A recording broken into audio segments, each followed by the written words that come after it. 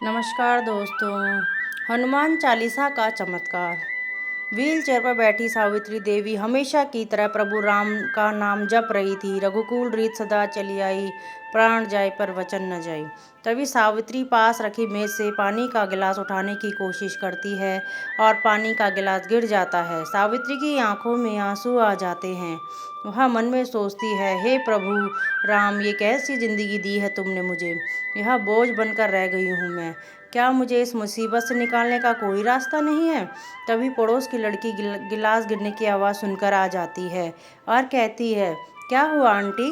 सावित्री देवी बोली, कुछ नहीं माला बेटी, मैं पानी पीने के लिए गिलास उठा रही थी पर गिलास गिर गया। माला कहती है, आप मुझे आवाज़ देती, आपकी आवाज़ मेरे घर तक आ जाती है आंटी, पर कोई बात नहीं, अभी मैं आ गई हूँ ना, यह लीजिए पानी। यह कहकर माला एक गिलास में पानी डालकर सावित्री को देती है। माला कहती है, लगता है ज्योति आज काम पर जल्दी निकल गई। सावित्री बोली, हाँ बेटी, सुबह सुबह ताज़े फूल लेना, फिर उनकी माला बनाना, मंदिर के बाहर बेचना। अगर जल्दी ना निकले तो ताज़ा फूल नहीं मिल पाएंगे, तो फिर वो दिहाड़ी कैसे कमाएगी।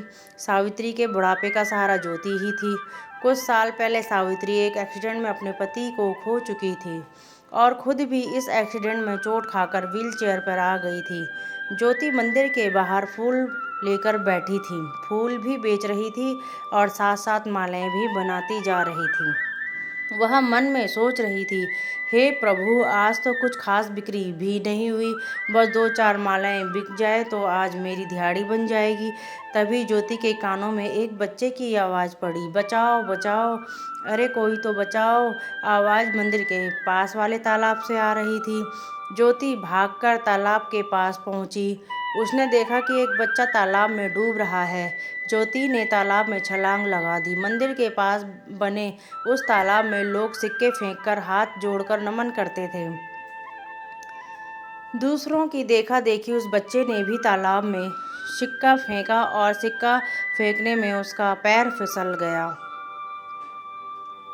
ज्योति किसी तरह उस बच्चे को बचाकर बाहर ले आई। तभी वह खड़े लोग ज्योति की प्रशंसा करने लगे। अरे वाह, तुम तो बहुत बहादुर लड़की हो। लगता है तुमने बहुत छोटी उम्र में ही तैराकी सीख ली थी, आज काम आ गई। परंतु इस बच्चे के माता पिता कहाँ हैं? तभी उस बच्चे की माता पिता वहाँ पहुँच गए। उस बच्चे की माँ उसे गले लगाते हुए रोने लगी। तभी वहाँ खड़े हुए एक आदमी ने बताया, अरे बहन जी, आपके बच्चे को इस फूल वाली ने बचाया है। बेचारी की बिक्री पर भी असर पड़ेगा, पर उसने किसी बात की परवाह न करते हुए आपके बच्चे को बचा लिया। उस बच्चे के पिता ने ज्योति से कहा, तुम्हारा बहुत बहुत धन्यवाद। यह लो, हमारी ओर से कुछ पैसे रख लो। तुम्हारी बिक्री का जो नुकसान हुआ है वह पूरा हो जाएगा। बाकी तुमने हमारे बच्चे की जो जान बचाई, उसका एहसान तो हमारे ऊपर हमेशा रहेगा। ज्योति बोली, नहीं नहीं अंकल, मुझे पैसे नहीं चाहिए। यह मेरे छोटे भाई की ही तरह है। वैसे भी किसी की मदद करने के लिए कभी पैसे नहीं लेने चाहिए। मेरी माँ ने यही मुझे सिखाया है। उस बच्चे के पिता यह सुनकर खुश हो गए और बोले, वाह, तुम्हारे संस्कार बहुत अच्छे हैं बेटी, हम तुम्हारा एहसान कभी नहीं भूलेंगे। ज्योति वापस अपनी फूलों की दुकान पर चली गई और टोकरी में पड़ी अपनी मालाओं को देखते हुए सोचने लगी, यह मालाएं तो अभी तक नहीं बिकी, आज की दिहाड़ी तो गई। वह ऐसा सोच ही रही थी, तभी एक छोटी सी किताब उसकी टोकरी में आकर गिरी। उसे देखकर वो थोड़ा चौंक गई। अरे ये क्या, यह तो हनुमान चालीसा है, पर ये कैसे आ गई? तभी एक बूढ़ा सा व्यक्ति जिसके हाथ में काफ़ी सारी किताबें थीं उसके पास आया और बोला, बेटा, यह किताब मेरी है। मैं हनुमान चालीसा और पूजा की किताबें बेचकर अपना गुजारा चलाता हूँ। ज्योति बाबा को किताब वापस करने लगी। बाबा बोले, नहीं नहीं बेटी, इसे तुम ही रख लो। आज तक ऐसा नहीं हुआ कि मेरे हाथों से कभी कोई किताब गिरी हो। इस हनुमान चालीसा का इस तरह तुम्हारी फूलों की टोकरी में आकर गिरना, इसका अर्थ है कि प्रभु श्री राम इस किताब को तुम तक पहुंचाना चाहते हैं। ज्योति ने बड़ी हैरानी से कहा, मुझ तक पहुंचाना चाहते हैं? बाबा बोले, हाँ बिटिया, तभी तो यह तुम तक आई है। हनुमान चालीसा का बहुत प्रताप है बेटिया। 40 दिन तक इस चालीसा का पाठ करने से सारे संकट दूर हो जाते हैं। बजरंगबली जी उसकी उसी तरह मदद करते हैं जैसे संजीवनी बूटी लाकर लक्ष्मण जी को उन्होंने जीवन दान दिया था। अच्छा, एक बात बताओ बिटिया, तुम्हें पढ़ना तो आता है ना? ज्योति बोली, जी बाबा जी, पढ़ना तो आता है। बाबा बोले, बहुत बढ़िया। तो तुम हर शाम को बजरंग बली जी की हनुमान चालीसा का पाठ करो, तुम्हारी सारी मुश्किलें दूर हो जाएंगी। इसके बदले में तुम चाहो मुझे कुछ फूल दे दो, मैं प्रभु श्री राम और बजरंग बली के चरणों में प्रणाम करके उनका आशीर्वाद ले लूँगा। बाबा जी ने ज्योति से फूल लिया और चले गए। ज्योति ज्योति सोचने लगी, यह तो मैं कर सकती हूँ। हर शाम को घर जाने से पहले मैं मंदिर में बैठकर हनुमान चालीसा का पाठ कर लिया करूँगी। बजरंगबली जी की कृपा से मेरे सभी रास्ते खुल जाएंगे। ज्योति ने जो फैसला लिया किया उस पर अमल भी किया और शाम को घर जाने से पहले मंदिर में बजरंगबली जी की मूर्ति के सामने बैठ गई और हनुमान चालीसा का पाठ किया। ज्योति ने घर आकर अपनी माँ को खाना दिया, तभी उसकी नज़र अपनी माँ की फटी साड़ी पर गई, जिसे देखकर उसकी आंखों में आंसू आ गए। सावित्री देवी ने उससे कहा, क्या हुआ बेटी, तू रोती क्यों है? ज्योति बोली, माँ, मैं इतनी मेहनत करके भी आपके लिए एक साड़ी तक नहीं ला पा रही हूँ। उसकी माँ बोली, तू मन छोटा क्यों करती है बेटी, मैं घर पर ही तो रहती हूँ, कौन सा कहीं जाती हूँ। तभी ज्योति को मंदिर की घटना याद आ गई और वह बोली, माँ, आज एक बहुत अद्भुत घटना हुई। मेरी फूलों की टोकरी में हनुमान चालीसा आकर गिरी। एक बाबा के कहने पर मैंने आज से हनुमान चालीसा का पाठ किया है। तुम देखना माँ, 40 दिन पूरे होते ही हमारे भी सुख के दिन शुरू हो जाएंगे। ज्योति ने माँ को खाना खिलाया, दवाई खिलाई और सोने चली गई। अगली शाम को भी ज्योति मंदिर में बजरंगबली जी की मूर्ति के सामने बैठ गई और हनुमान चालीसा का पाठ किया। अगली सुबह जैसे ही ज्योति घर से निकलने के वो तैयार हुई, तभी मकान मालिक आ गया और ताना देते हुए कहने लगा, वाह वाह, लोग ठीक ही कहते हैं भाई, पढ़ लिख कर लोग स्मार्ट हो जाते हैं, तुम भी काफ़ी स्मार्ट हो गई हो। ज्योति बोली, शुक्रिया सेठ जी, मैंने ऐसा क्या किया?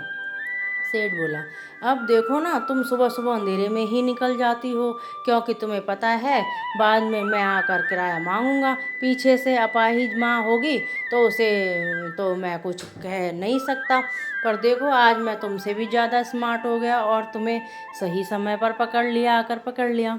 ज्योति बोली, सेठ जी, आप तो हमारी हालत जानते हैं, हम अभी किराया देने की हालत में नहीं हैं, हमें थोड़ी मोहलत दे दीजिए। बाकी सुबह तो मैं इसलिए जल्दी जाती हूँ क्योंकि मुझे फूल खरीदने जाना होता है। सेठ बोला, बेटी, तुम भी मेरी हालत अच्छे से जानती हो, मेरे खर्चे का प्रबंध लोगों से मिलने वाले किराए से ही होता है, मेरी हालत पर रहम करो, मेरा यह मकान तुरंत खाली कर दो, मैं किसी और को देकर अपना गुजारा चला लूँगा। ज्योति बोली, पर सेठ जी क्यों? ज्योति कुछ बोल पाती उससे पहले ही सेठ बोला, अरे कोई सेठ वेठ नहीं, मुझे आज ही मकान खाली चाहिए, नहीं तो कल तुम मिलो या ना मिलो, मैं तुम्हारी माँ को घर के बाहर निकाल दूंगा। ज्योति की आंखों में आंसू बहने लगे, पर उसके सामने रास्ता भी क्या था। वो माँ को लेकर कहीं और जाने का मन बनाने लगी। एक झोपड़पट्टी में ज्योति ने अपनी माँ को लाकर रख दिया था। सारा दिन भागदौड़ के कारण वह थकी हुई थी, पर तभी उसे ध्यान आया कि अरे शाम हो गई, मुझे तो मंदिर में हनुमान चालीसा का पाठ करने जाना है। कुछ भी हो जाए यह नियम नहीं टूटना चाहिए। नियम के अनुसार वह मूर्ति के आगे बैठ गई और हनुमान चालीसा का पाठ करने लगी। ज्योति के सामने समस्याएं आती रही, तकलीफ़ें आती रही, पर उसने नियम नहीं तोड़ा। हर शाम को नियम से वह मंदिर में बजरंगबली जी की मूर्ति के आगे बैठ जाती और पूरे मन से हनुमान चालीसा का पाठ किया करती। आज 40वां दिन है। ज्योति ने हनुमान चालीसा का पाठ कर बजरंगबली के चरणों में सर झुकाया और प्रार्थना करने लगी, प्रभु मेरी प्रार्थना बहुत छोटी है, बस मेरी माँ को अच्छा कर दो और मेरी पढ़ाई का प्रबंध कर दो। मैं बहुत पढ़ना लिखना चाहती हूँ। प्रार्थना कर ज्योति मंदिर से बाहर निकली और तालाब में सिक्का डालकर आशीर्वाद लेने के लिए हाथ जोड़े। वो प्रार्थना करके जैसे ही मुड़ी तो देखा कि सामने वही बच्चा खड़ा है जिसकी उसने जान बचाई थी। बच्चे के साथ उसके माता पिता भी थे। बच्चा दौड़कर ज्योति से लिपट गया और कहने लगा, दीदी आप कैसी हैं? आप मुझे कभी मिलने भी नहीं आई। तभी बच्चे की माँ बोली, बेटी कल रक्षाबंधन है। बंटू ने जिद पकड़ ली है कि वह तुमसे ही राखी बंधवाएगा, किसी और से नहीं। बंटू के पिताजी बोले, बंटू की माँ बात सही है। बंटू की जान बचाने वाली उसकी बहन के होते हुए वह किसी और से राखी क्यों बंधवाए? बंटू ज्योति से कहने लगा, आपको कल मुझे राखी बांधने आना होगा, आप आओगी ना? ज्योति बोली, हाँ बंटू, मैं ज़रूर आऊँगी। रक्षाबंधन वाले दिन ज्योति ने बंटू को राखी बांधी। बंटू भी खुश था और बंटू के माता पिता भी।